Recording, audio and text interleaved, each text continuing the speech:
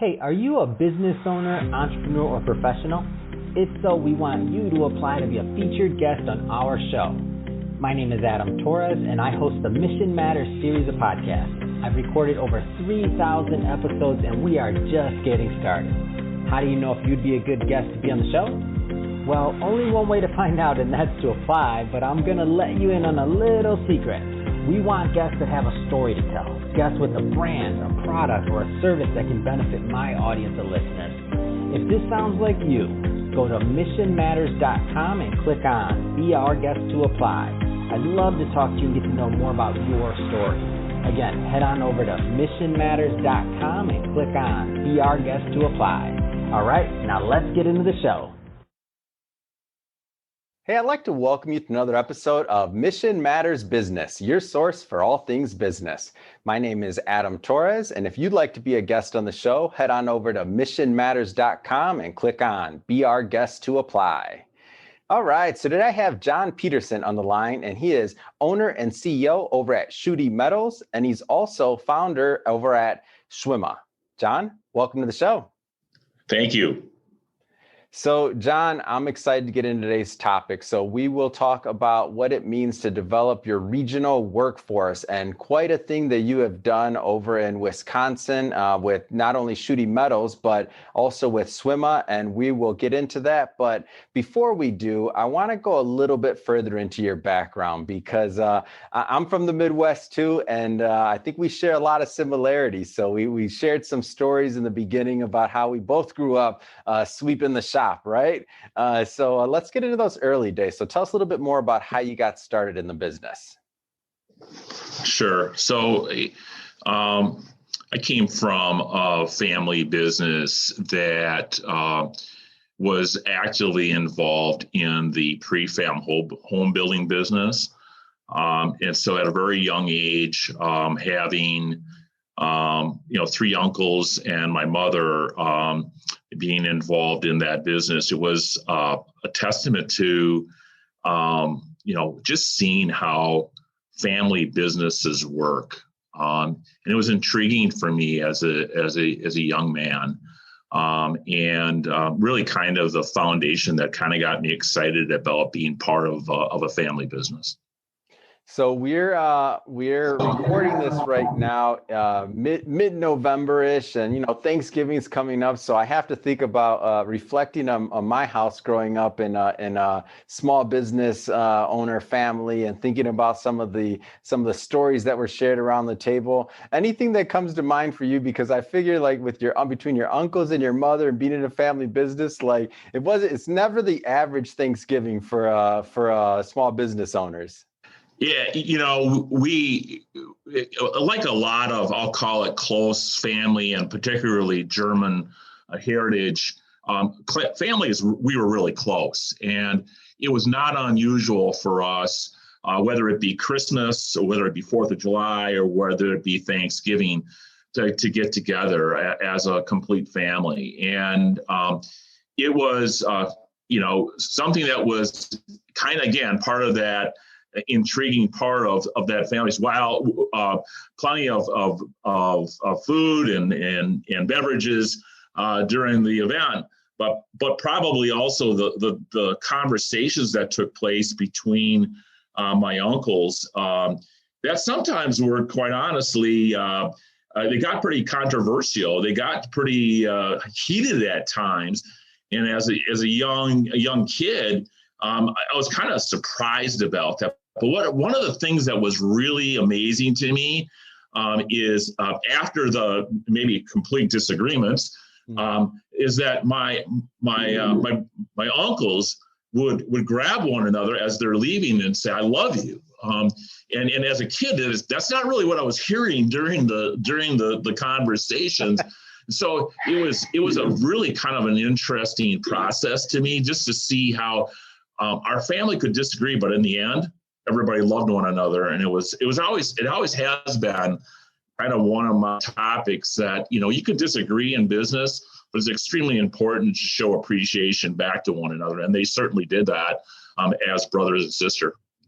No, that's awesome. Yeah, I was just thinking about it, like there could be some interesting conversations around the table during the holidays for it's just not your typical interactions. And I just know I feel like business owners, we just have a little bit something different in us that brings it out. So let's go. I want to go a little bit further. So you worked before purchasing the business, how many years were you working actively in the business? Obviously, you're no longer a kid at this point. You were at the company for quite some time before making the acquisition, yes? Yes, and actually, I forgot to mention something to you before when we were talking. Is that my earliest years actually we had some farms also that we were involved in, and as a young kid we picked rocks. I mean, it was kind of like developing your work ethic as part of that. The other thing that we did, we had a house moving business, and it was always a tradition of us when we turned the age 13 that we would work on the house moving business. And I say house moving is physically picking up buildings and moving them. And so it was always hard work. And again, that was pretty much a given that as a person growing up in our family that you would go through that. Another part of our family is that, again, the metal part of it, I was actively involved in that, 12, 13, 14 years old, and sweeping floors, doing whatever it took, painting parts. And I remember one of the stories there was, and again, it's very vivid in my mind, is sweeping the floor and driving the forklift out the garage door. But what I didn't realize is that the garage door actually was still partially down and ripping off a section of the garage door, which I had to pay for, which at that time wasn't making very much. And so it was a long payment plan, if you will, as part of, but a great learning experience. Wait a minute. So, do they let you? Are you allowed to drive the forklift nowadays, or no? Just joking. Yes, actually, they will let me. Now I have to make sure that I have my license with me though today. So. Oh my gosh, what a story! I have a similar one. I didn't take the door down with the forklift, but I remember as a teenager, my dad, he painted cars, and I remember I was supposed to move one, and I remember nicking it and being like, "Oh, did I just do that? I did just do that." And I remember thinking, maybe he won't notice. And I'm like, yeah, right. It's a beautifully just painted car. He had to go back into the fender. Oh, my heart sinks when I hear that because I feel it. It hurt. And I didn't have to pay for it, I guess. So thankfully I didn't have that kind of payment plan thing, because I guess it was just my dad's sweat equity, right? He had to pay for it actually, right, because he had to fix it for the client. Right. We're on the same page there. Oh my gosh. So let's go a little bit further. So you're working now, obviously multiple businesses. You're obviously getting older. Now you're getting closer to age. How long were you working in the metal business before the acquisition part? So this is many years before that, yeah? Yeah. So during college, I did a fair amount of working during the summers there. Going to University of Wisconsin Stout. Actually, it had a manufacturing engineering concentration and a business degree. And so I was applying a lot of those ideas and concepts during some of the summers, moving into that. And then at that time, I wasn't completely sure I was going to be involved with that portion of the business. It could have been actually the metal or the house or the home building business as well, because that was really pretty big at the time. I didn't quite know during that. So it started, like I said, very young, 13, but every summer, we moved around into different portions of the business. A couple of years, like I said, was at Metals. A couple of years was at Wausau Homes at the same time. So now you're at some point you made this decision that you're going into you will be in the metal business. So at some point there was that crucial moment. Tell me a little bit more about what that looked like and what kind of took you to say, okay, I'm going to be in the metal business, the metal side of the business. So in the mid 70s, my one uncle bought out my other uncles out of Wausau Homes, and then we actually, as a Peterson family, got a small percentage of ownership of the Schuette Incorporated side, which was the smallest portion of the business. And so, that was kind of a deciding factor that we've got some skin in the game already, and that it made good sense, that I would continue and to take on the smaller portion of the business and see what I could do with it. So I think for some of the people watching this, they think, well, it was his family business, and of course he took it over. And maybe I don't want to give anybody any wrong representation here. It's hard to take over any business, let alone a family business. So I'll ask it like this. So tell me, was it all like fun and games? Was it easy when you did the transition? I mean, tell us a little bit more about that part. No, not at all. And I think one of the things I recognized right away was with my brother and my dad is that, we didn't own all of the shares, right? Mm-hmm. We only owned like 40%. And so immediately as a family, we talked about it, and it was like, okay, well, if we work hard, we're just going to make it harder for ourselves to buy out the business. And so we decided right away to go to the bank, right, and borrow the money to buy out the rest of my uncles as part of that. And it wasn't a large business. We had about 5 people working in the house moving business and about 12 in the metal fabrication business. And so it wasn't a real big business. And the business wasn't at that time not that very good. I mean, in that 1983 time era, energy costs were still high. At that point, the metal fabrication business was, pretty dependent upon home building.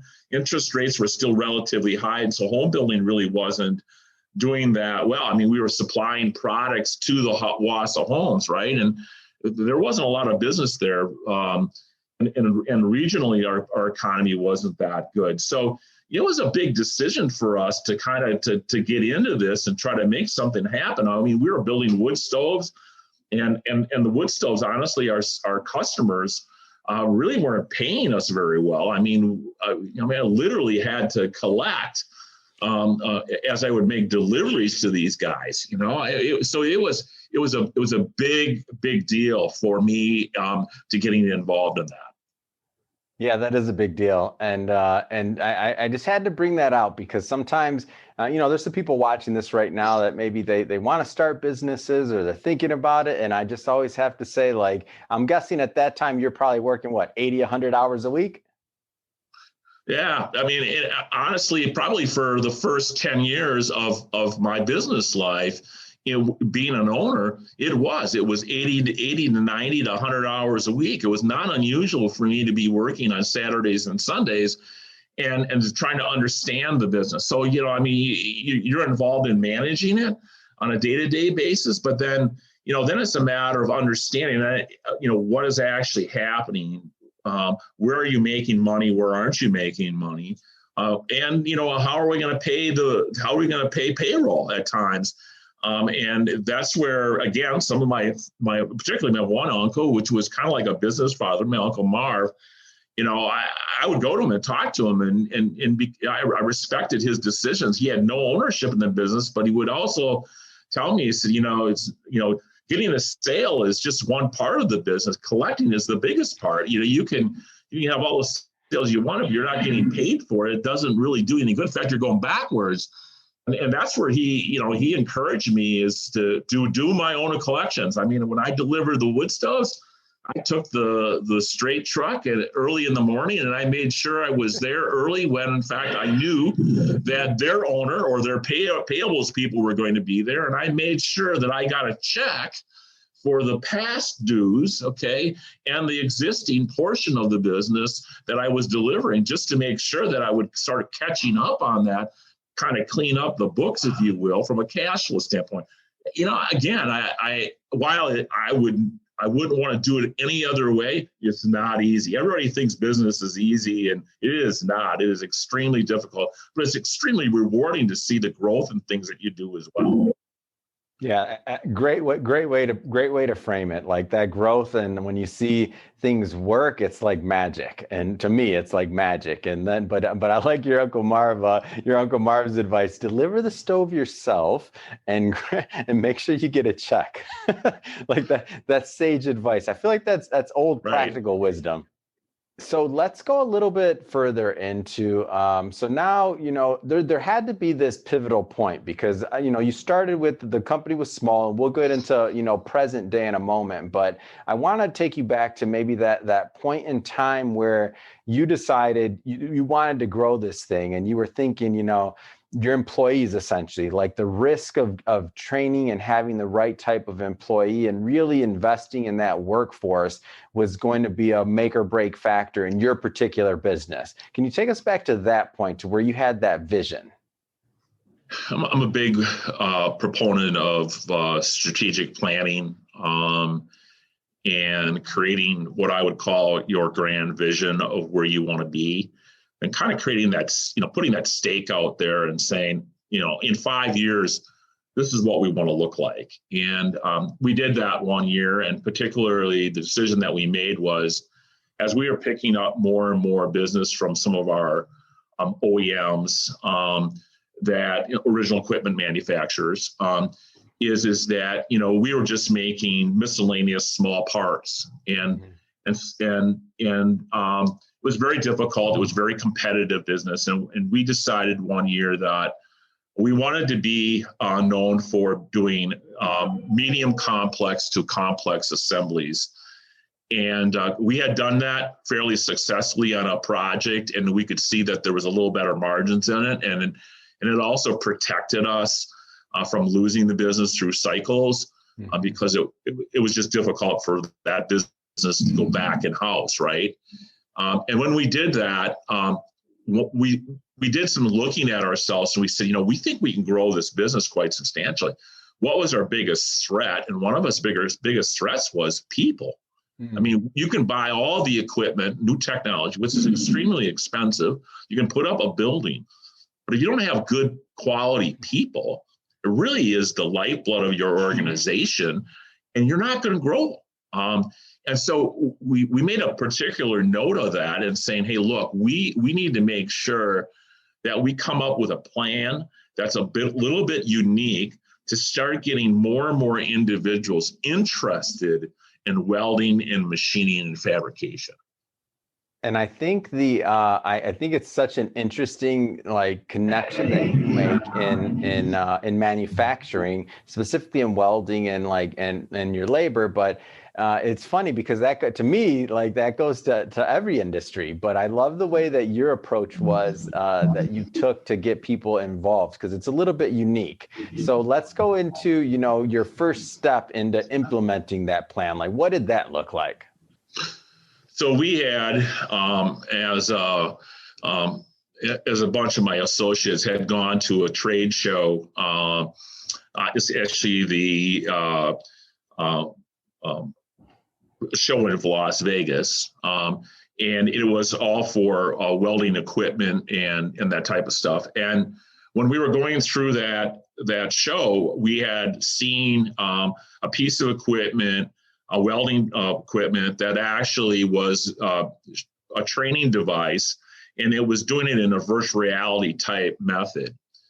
And over a few beers, we talked about that and how cool that was. And we knew that young individuals would be pretty interested in something like that because it's new technology and virtual reality type concepts. So we said, we kind of cooked it up at that show, at that trade show. And, the trade show was called the Fab Tech Show. So we brought that back, and we kind of decided that what we were going to do is go into 4 of our local high schools and take that welding machine in there. We actually talked to the manufacturer about the idea and the concept. And they actually rented it to us. So we didn't have to buy it. We went into these 4 high schools and went into the commons and created an opportunity for them to actually try this thing. Wow. And at each high school, we actually had somewhere between 100 and 200 kids per school that actually went through the process. And then we took the top 3 kids from because there's an actual score or point system that you get for that. We took the top 3 kids from each one. Now, mind you, some of them had welded and some of them had never even touched a welding machine prior to that. And we brought them back to our facility and actually had them taught them how to weld. And the whole thought process was we bring the parents in so that they can see our facility. They can see that it's not dark and dingy. They can see it's clean. They can see there's robotic welding. They can see there's lasers and, it's a nice facility. So it was a way of getting the parents in. And then, of course, we taught these kids how to weld. And then we actually did a real AWS type welding test to grade that. And we had actually other welding engineers that looked at it. And we created an actual banquet dinner where we had the competition. Had suppliers actually provide, if I recall, it was about $6,000 worth of welding equipment. One was actually a welder, and brought students in, parents in, and actually brought in the superintendents from our schools in our area and teachers and instructors, and started talking about the demographic problems that we have had in all of the United States, and particularly our area, and that all these people are going to be retiring. And if we don't have people to go into those careers, we're going to lose a lot of our business and industry, and how important that was. Honest to God, we saw some teachers have tears in their eyes realizing what was happening. And it was very powerful. When our group got done with doing that, it was really told us that we're just a small piece of the puzzle. We need to make this much bigger than what it is. We needed to get other manufacturers involved in this concept. And we reached out to our local workforce development people and started running things by them about that whole concept. And they were very, very excited about that, because they were also talking about some of the demographic problems and not knowing what we should do. Talked to a really large manufacturer in our area and had them all at the table. And can you imagine, this is a union company. And when we started talking about demographics, their eyes got very big, because it was a risk to their business as well, because their workforce was much older than ours was as an average age. And they were very, very concerned about that. So they automatically jumped on. In a very short period of time, we had probably about 25 manufacturers in the metal industry that were all wanting to help in trying to get this thing going in the right direction. Really, really getting some good traction now. And we expanded the programs into other areas as well. So it was really, really pretty cool.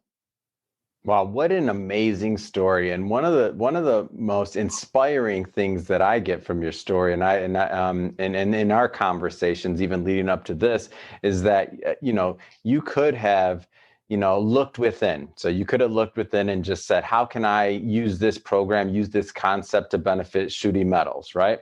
Like you could have done that, but you saw like the bigger ecosystem and the whole approach going back to the idea of developing a regional workforce. Like you looked without, you looked at what could be, some people may say, could be competitors for the same jobs, right? There's only a certain amount of bodies to work. And you didn't look inward. You said, no, this will be good for all of us. This will be good for the region, the industry, and that it'll have that effect across the board, and ultimately great great for the students too, who maybe didn't know that they don't have to leave home. They can stay in their town. They can still learn. They can still have a prosperous career. They can raise their families there, and they don't have to move because there's not work. And ultimately, I mean, if you look, like you said, demographic wise, well, if these businesses start closing down because they don't have the right workforce, then obviously over time, that's how, you don't have more opportunity around there. So I love that you did that and went outward, and you really said, how can you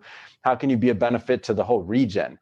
So, John, I think one of the interesting things here is, with regional workforce development, you were working with them, and normally they're really more of a reactive organization versus proactive, but you kind of changed things with them. I mean, tell us a little bit more about how that relationship grew. Sure. So, as part of the initial stages of us doing our own thing, we had gotten workforce development on board with us to start helping us. And they were very, very excited about doing that. Normally, regional workforce development organizations will, when a company goes out of business, they'll find jobs for those employees. So the word development really is not accurate, right? I call it their formula is reactive, and so we turned them around. I mean, they were kind of excited to see what we were doing.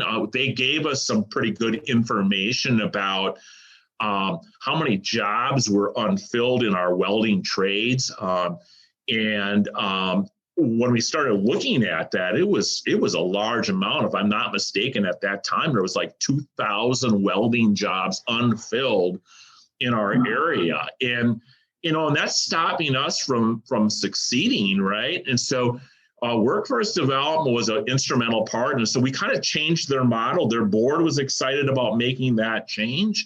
The long story short is that actually then became where they got other manufacturers involved. One good example is a very large OEM or large manufacturing company in our area, which employed probably around 1,500 employees. We were able to bring them into a meeting with us, and workforce development was there, and we started talking about the demographic problems that we had.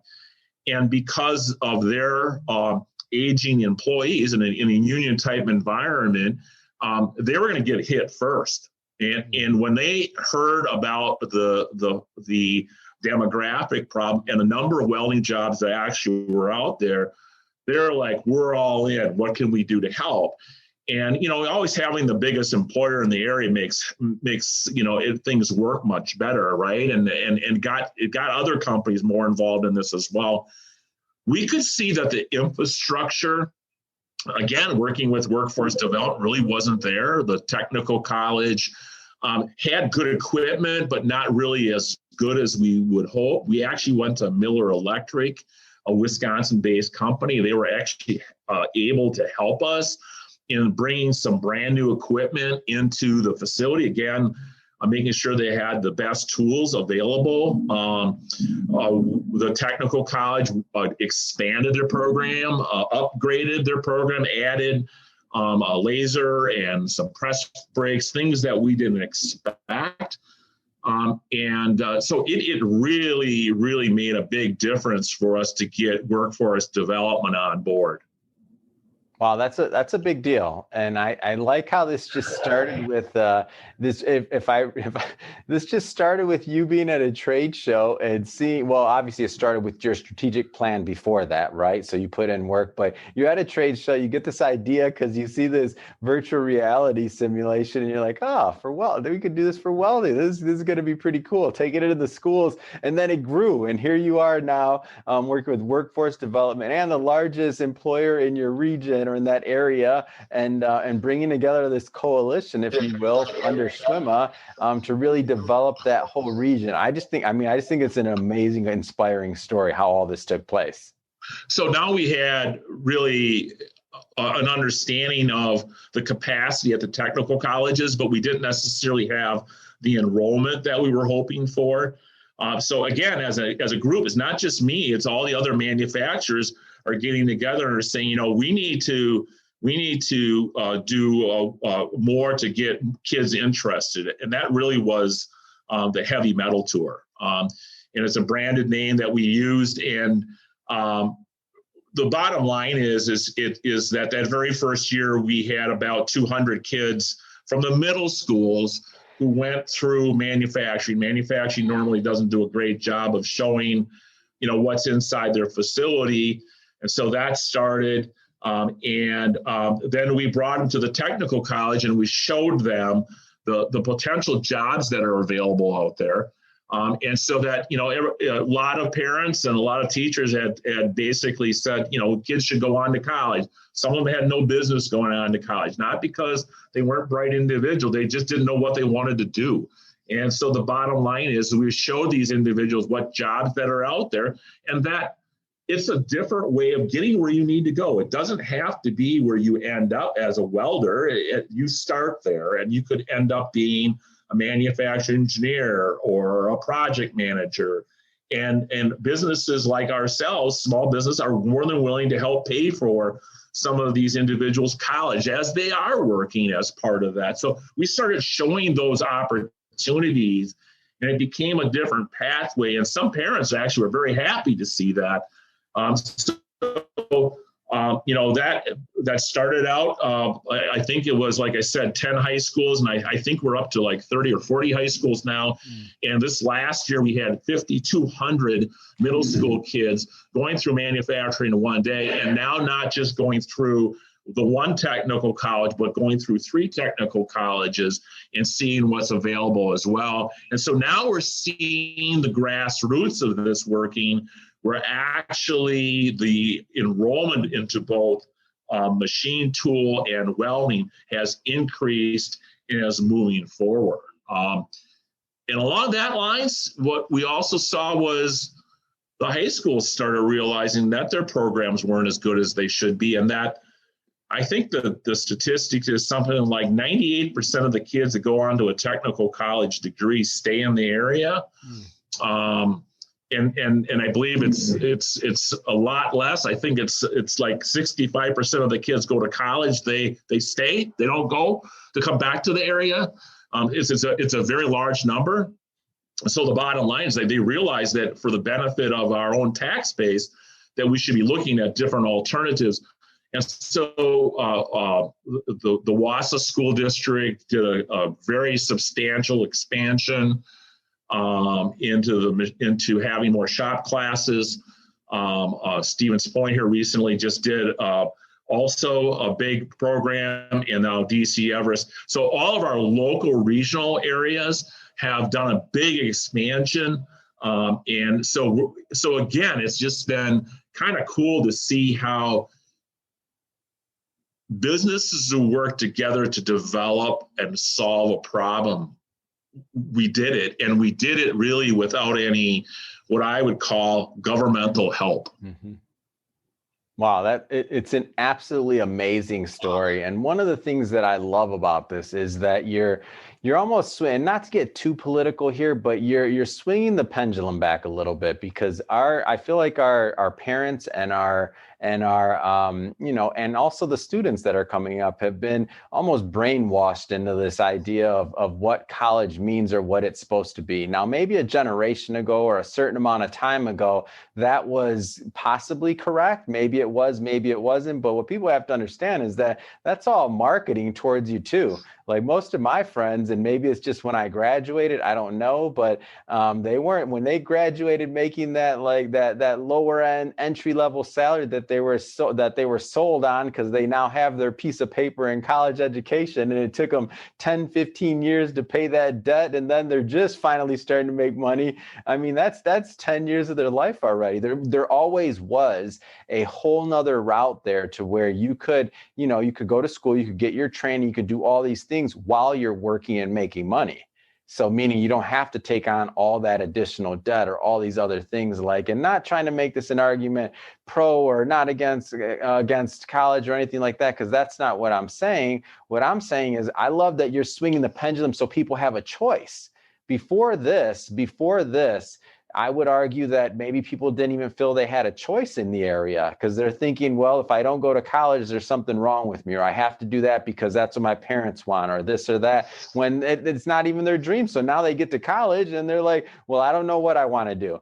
Like, that's the biggest thing ever. Like, I was fortunate to know what I wanted to do when I went to college, but a lot of my friends didn't figure it out to that third or fourth year. And after they changed like 3 or 4 majors. So why did they have to spend tens of thousands of dollars to figure that out when they could have done something completely different and made tens of thousands of dollars and not just paid interest on debt and paid, the colleges and switched classes and this and that? Like, the idea that a kid is going to be 18 years old and choose their path immediately is ridiculous. Like, they're going to choose their path immediately and say, okay, this is what I want to do for the rest of my life. I'm going to be a lawyer. At 18, if you want to be a lawyer, it's not possible. So now you have this whole other like world that's open to them, and they don't have to necessarily leave home. They can stay around their families. They can, live in the same communities that they were raised in. And this might be my Midwest talking. I'm in Los Angeles now, but I'm like, man, if I would have possibly gone some other routes, maybe I wouldn't have left. I don't know.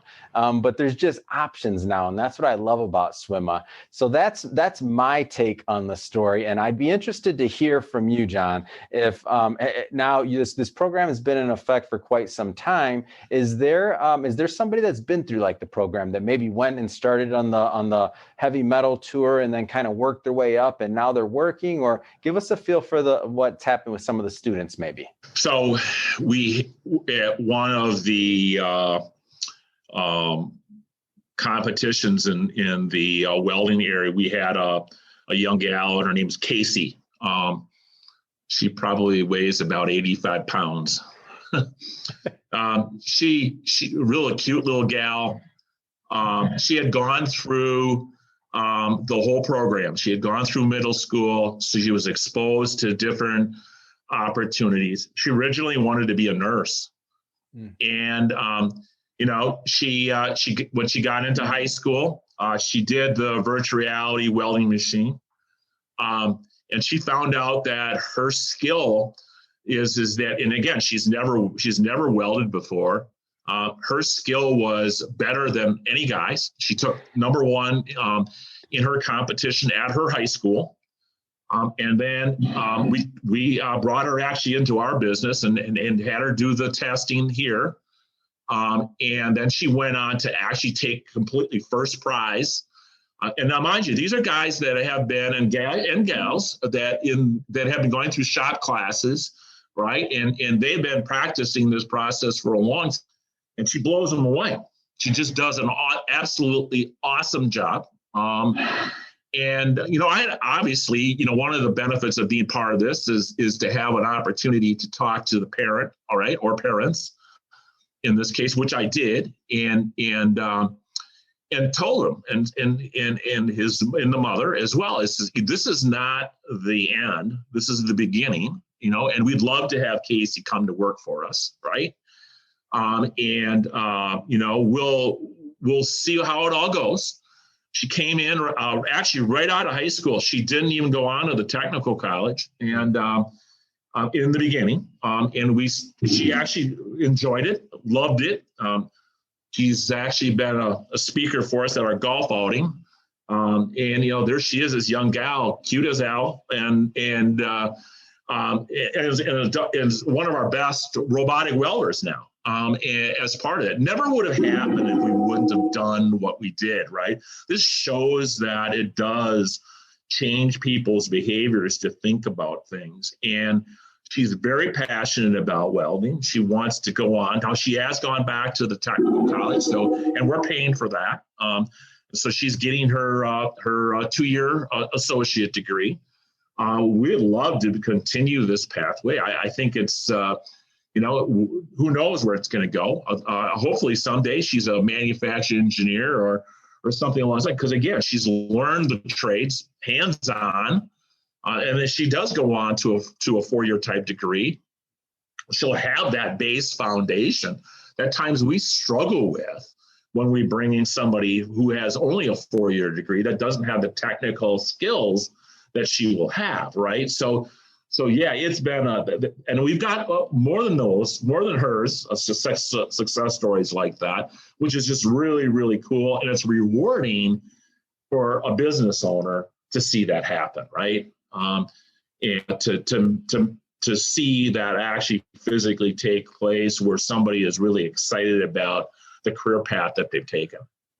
Man, what an amazing story, John, and what a great work that you're doing over there, and all the manufacturers that have joined forces for CWIMMA to really help that regional workforce develop. I mean, it's got me feeling all warm and fuzzy inside. I'm like, oh, John, this is a great story, man. Like just to see that, and I'm picturing this petite woman. I believe you said she's all of 80, 90 pounds, whatever. And she's the best welder out there, and she's over here kicking the butts of the guys. I mean, that's a fun story. It is. So, our program, Adam, is one that we're actually now trying to expand into all manufacturing in our regional area. Our fundraising is primarily based upon a golf outing, which we raised. We didn't have it with COVID, but the year before we raised about $70,000, which, we're a nonprofit. So all that money goes back into tuitions and other programs that we have. We're pretty excited about that. We also are going to have an expo coming up this year, trying to bring some speakers in to raise some more money. We actually like to do some extreme makeovers in some of the local rural type high schools. Again, trying to build that pipeline, right? And to try to get more programs. We have another program that we just kicked off not too long ago, where it's for people in retail. We all know retail's kind of going backwards a little bit with the Amazons and things. And so we're trying to track some of those individuals by going online and just starting to improve their skills. And then we offer them an opportunity to take on additional classes at a very small amount. And we guarantee them a job interview in one of the manufacturing companies that are participating as part of this process, to get, again, more and more people interested in manufacturing. For every one manufacturing job, it typically supports 6 non-manufacturing jobs. Wow. And part of our economic development strategy in our area is that. Wow, that's an amazing stat right there. So John, that being said, if somebody's watching this and they want to learn more about either Schuette Metals, or if they want to learn more about CWIMMA and how to get involved there, I mean, what's the best way for them to do that? So from a CWIMMA standpoint, it's CWIMMA.com, and from Schuette Metals, it's SCHUETTEMETALS.com. You can find our number online. I'll even throw it out there, 715-355-4500. Leave a message. I'll get back to you.